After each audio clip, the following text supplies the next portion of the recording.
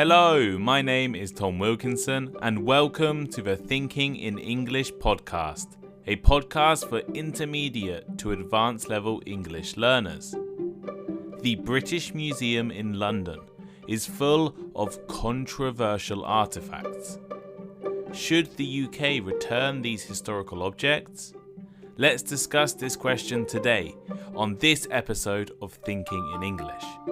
You can find a full transcript for free over on the Thinking in English blog. Leave a like, rating or review wherever you are listening now, and check out my Instagram and YouTube pages, Thinking in English podcast on both. Here is today's vocabulary list. As always, the written list is available in the description of the podcast and also on my blog, thinkinginenglish.blog. Artefact. Artefact. An object that has been made by a person, such as a tool or decoration, especially one that is of historical interest. For example, the museum's collection includes artefacts dating back to prehistoric times. Exhibit. Exhibit. An object that is shown to the public in a museum. For example, let's go to see the new dinosaur exhibit. To repatriate. To repatriate. To send or bring something back to the country it came from. As in, the government repatriated him because he had no visa. Plaque. Plaque. A flat piece of metal, stone, wood or plastic with writing on it that is attached to a wall. For example, there was a brass plaque outside the door listing the owner's names. To loot. To loot. To steal from shops and houses. As in, during the riot, shops were looted. Collection. Collection. A group of objects that someone has collected. For instance, that museum has a great collection of stamps. Hieroglyph. Hieroglyph. A picture or symbol that represents a word, used in some writing systems, such as one used by ancient Egyptians. For instance, hieroglyphs cover the walls of pyramids in ancient Egypt. Sculpture. Sculpture. A work of art made by creating objects out of material such as wood, clay, metal or stone. As in the ruins, they found ancient stone sculptures.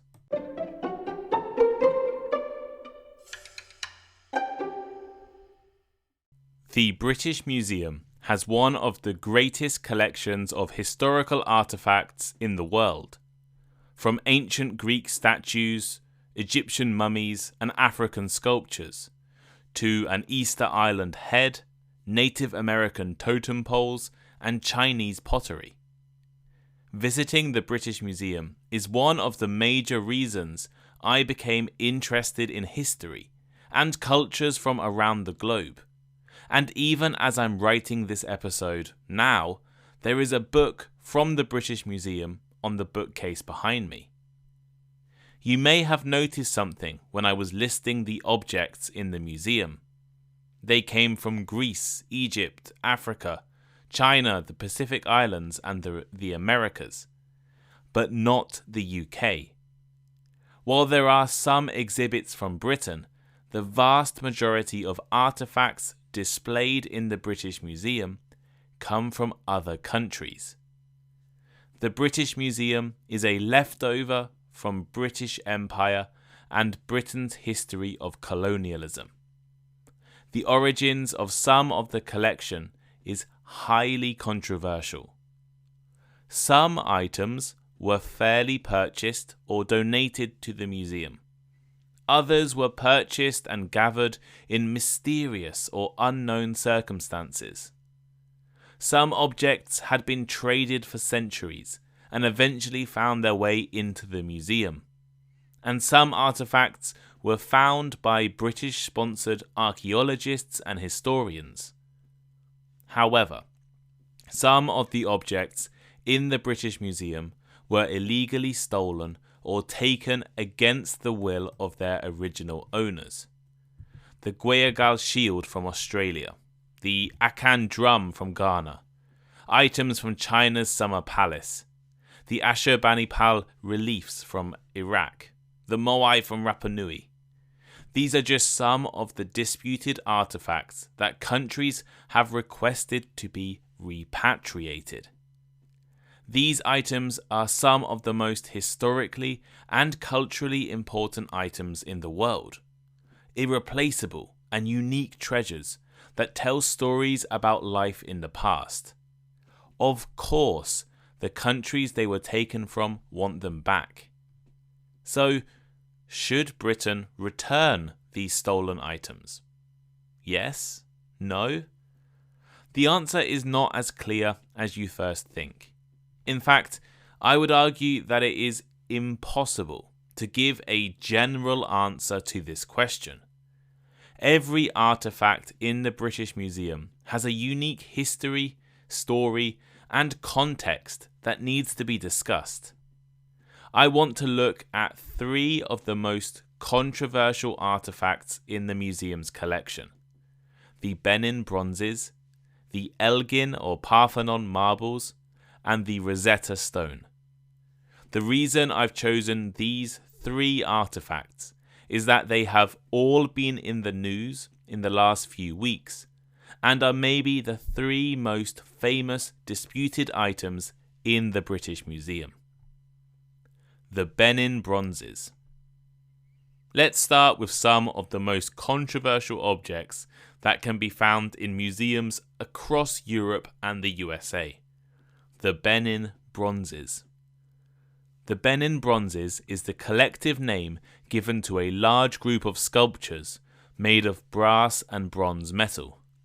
The sculptures include animal and human figures, symbols of the royal family of Benin, and highly decorated plaques and displays. The bronzes were created by master craftsmen from the West African Kingdom of Benin. The Kingdom of Benin was in modern-day southern Nigeria, and shouldn't be confused with the modern country called Benin. From the 16th century onwards, these objects were created for a variety of purposes. Some of the bronzes were made to remember past obas, or kings, of the kingdom and their families. Others were used in rituals and religious ceremonies, while the famous plaques decorated the palaces in the capital city and recorded historical events. The British Museum has nearly 1,000 items from the Kingdom of Benin in its collection, and displays around 100 in the museum at a time. Other museums in the UK, Europe, and the US also have collections of Benin bronzes. The Kingdom of Benin was one of the most developed and wealthy kingdoms in West Africa in the 19th century. European countries began to dominate the continent, using more advanced technology to colonize large parts of Africa and control trade. Great Britain had been involved in Africa for years, and was especially active around the southern coast of Nigeria, which is the location of the Kingdom of Benin. Known as the Scramble for Africa, European countries rushed to take over and control as much of the continent as possible, and the result was often brutal and violent.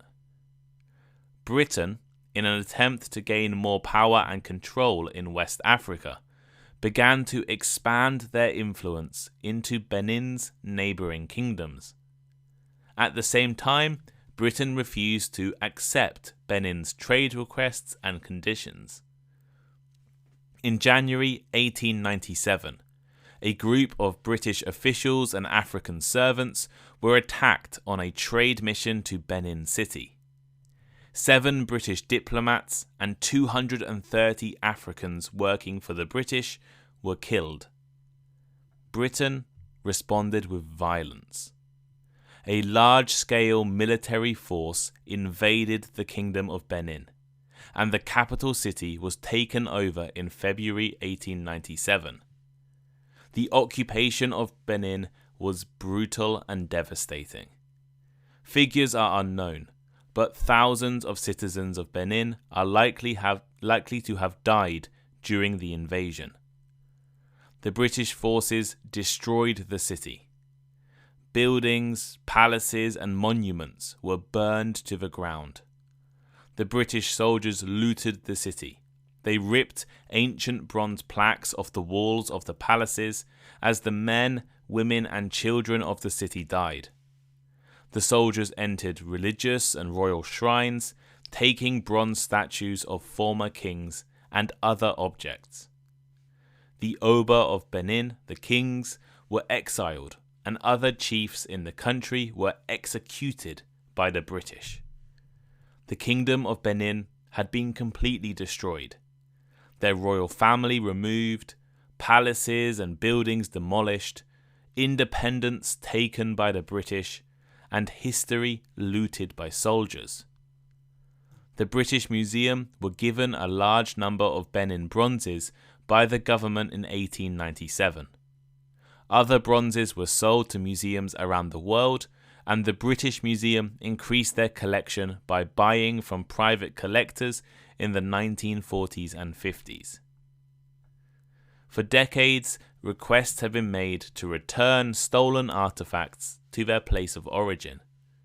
Now part of Nigeria, the city of Benin and the descendants of the royal family have publicly asked the British Museum to repatriate the objects. And in October 2021, the government of Nigeria formally requested the return of Nigerian antiquities. Some museums have already begun to return their collections of Benin bronzes.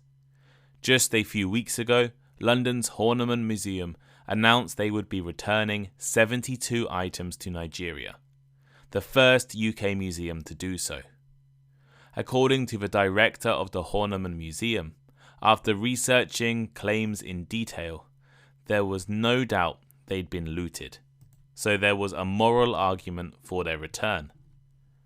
Such a decision by a London museum has obviously put pressure on the British Museum to follow similar steps. Nigeria is currently building a new museum in Benin City, with the intention of housing the largest collection of Benin bronzes in the world. Germany has signed an agreement with Nigeria to return 1,000 items stolen from Benin. France is also returning items, and museums in Scotland, Oxford, and Cambridge are all negotiating the return of their Benin bronzes. The artefacts were clearly and obviously stolen by British soldiers during an attack on the city of Benin. The original owner is known, how they were stolen is known, and there is no moral reason for them not to be returned. I think the Benin bronzes should be returned to Nigeria, perhaps with an agreement to loan some of the collection to the British Museum. What do you think? The Elgin or Parthenon marbles. Known as the Elgin marbles in the UK, the Parthenon sculptures are another highly controversial item in the British Museum's collection. The Parthenon is a temple of Athena, located on the Acropolis in Athens, Greece. The Parthenon sculptures refer to a collection of marble decorations from the temple, made almost 2,500 years ago by the ancient Greeks. The sculptures depict the myths and stories of the gods, goddesses, and legends of ancient Greece. The Parthenon has had a diverse history. In the past, it has been used as a church and a mosque, and today it is a popular tourist attraction for visitors to Athens. The building is now in ruins, after it was partly destroyed in an explosion in the 17th century, and around 50% of the marble decorations have been damaged or lost over the past centuries. Greece was controlled by the Ottoman Empire from the 15th century until the 1820s. The Ottomans, based in modern-day Turkey, controlled a diverse and large empire stretching from North Africa to Western Asia. Lord Elgin was the British ambassador to the Ottoman Empire in the early 19th century, and was given permission by the Ottoman government to examine and remove some of the marble sculptures found on the Parthenon. Elgin received a permit from the Ottoman leaders. Using this permit, he removed half of the remaining sculptures from the Parthenon between the years 1801 and 1805, and took other items from buildings on the Acropolis. The Elgin marbles, as they became known, were transported to the UK, and after a government investigation into their origins, were sold to a British museum in 1816. The case of the Parthenon sculptures is a little more complicated than the Benin bronzes. While the bronzes were obviously stolen by the British, the marbles are different. Elgin had official government permission to take the objects from the Ottoman Empire. The Ottoman Empire had controlled Athens for over 300 years. Therefore, the Elgin marbles were legally purchased by the museum from Elgin, who had legal permission to take them at the time. They were not stolen in the same way as the Benin bronzes were stolen. However, Greece fought a war of independence only a few decades after the removal of the sculptures, and once again became an independent country. The Greek government has repeatedly claimed that the marbles were taken without the permission of the Greek people. It should have been the Greeks, not the Ottomans, who decided the fate of their historic objects. The Greek government first formally requested the objects' return in 1983 and have constantly campaigned for them to be moved back to Athens. While the British Museum and the UK government have repeatedly denied they will ever return the items to Greece, the Elgin marbles have been back in the news recently. Reports emerged that the chair of the British Museum has secretly been meeting with the Greek Prime Minister to negotiate the return of the Parthenon sculptures. But what do you think? Should the Elgin marbles be returned to Greece? The Rosetta Stone. The final artifact I want to briefly mention is the Rosetta Stone. The Rosetta Stone is maybe the most famous item in the British Museum, and it is definitely the most visited. Around 2,200 years ago, the Egyptian king issued an official message. This message was written on a large stone, which was then put into temples across Egypt. Importantly, this message was written in 3 different languages or alphabets: Egyptian hieroglyphs, Demotic, and Ancient Greek. For centuries, the world had no idea how to read Egyptian hieroglyphs. The meaning of the symbols had been forgotten long ago. However, the discovery of the Rosetta Stone offered the first real possibility at understanding the language. Why? Well, the same message had been written in 3 different languages. While ancient Egyptian had been forgotten, people still knew how to read and write in ancient Greek. Scholars in the 19th century quickly began to study the stone. An English scientist called Thomas Young was the first to find the name of an Egyptian king written in hieroglyphs, while Jean-François Champollion from France managed to fully read the message. The Rosetta Stone is so important as it allowed us to read and understand the thousands of symbols left behind by the ancient Egyptians. It opened our world to the world of the ancient Egyptians. While the story of how the stone was found is not known for certain, it was likely discovered by accident by French soldiers in the 19th century. The French had been active in Egypt, but once Napoleon was defeated, all of France's possessions were given to the British, including the Rosetta Stone. The stone was shipped from Egypt to Britain in 1802 and was given to the British Museum by King George III that same year. Since 1802, the British Museum has displayed the Rosetta Stone every single day, apart from 2 years during World War I, when it was moved to a train station. It is now 200 years since the British Museum was gifted the Rosetta Stone, and some Egyptians want it back.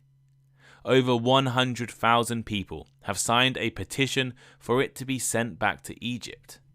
So, should it? Well, compared to the other 2 objects I've mentioned today, I think the Rosetta Stone is the most complicated. Why? Its history is not entirely Egyptian, at least Egyptian in the modern sense. The Rosetta Stone was created over 2,000 years ago, and in a very different Egypt. The country was not ruled by African Egyptians, but by Greeks. The king who issued the message was part of a Greek dynasty, which had mixed ancient Egyptian and Greek cultures. The stone ended up being used to build a wall during the late medieval period, when Egypt was ruled by a group of former Circassian slaves, a people originally from the Black Sea, not from Africa. It was discovered by the French, and the meaning found by the work of British and French scholars. The Rosetta Stone was lost for centuries. It was not a famous object from a royal palace. It was a piece of rubbish used to build a wall, which somehow ended up in European hands. Egyptians want the Rosetta Stone to be returned to a new museum which will focus on ancient Egypt. But the ancient Egypt of the Rosetta Stone is different. It is more Greek than African. And modern-day Egyptians are very different from the Greek-speaking kings of 2,200 years ago. But what do you think? Should the Rosetta Stone be returned to Egypt?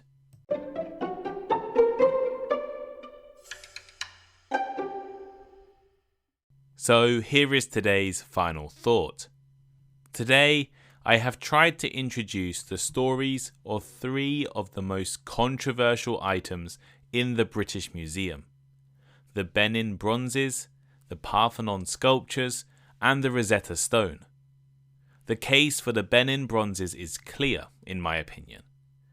We know when they were stolen, how they were stolen, the violence used, and how the British Museum received them. I believe they should be returned to Nigeria or a museum in Benin. The Parthenon sculptures are a little more complicated. They were taken with permission from the rulers of Greece, the rulers who had been ruling Greece for centuries. The question here is more of a moral problem than a legal one. As half of the sculptures are still in Greece, I think it would be fair to return or maybe even sell the other half to a Greek museum, so the sculptures can be exhibited together. The Rosetta Stone is the most complicated artifact in my opinion. Did it come from Egypt? Yes, but it was a very different Egypt than the Egypt today.